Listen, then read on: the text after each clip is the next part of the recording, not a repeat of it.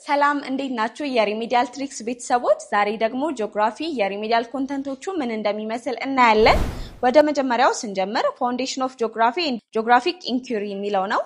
ይሄ ቻፕተር እንግዲህ የተወጣጣው ከአራቱም ግሬዶች ነው ማለትም ከግሬድ 9 ከግሬድ 10 ከግሬድ 11 እና ከግሬድ 12 በማወጣጣት የተዘጋጀ ቻፕተር ነው ወደ ሁለተኛው ስንመጣ ደግሞ ክላይሜት ሲስተምስ ናቹራል ሪሶርሰስ ኤንድ ኢንቫይሮንመንታል ቻሌንጅስ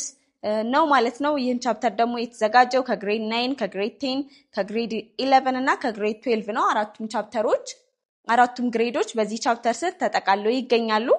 ወደ ሶስተኛው ደግሞ ስንመጣ ፖፑሌሽን ጂኦግራፊ ኤንድ ሂውማን ኢንቫይሮንመንት ኢንተራክሽን ነው ይህ ቻፕተር ደግሞ የተዘጋጀው ከግሬድ 10 እንዲሁም ደግሞ ከግሬድ 11 ነው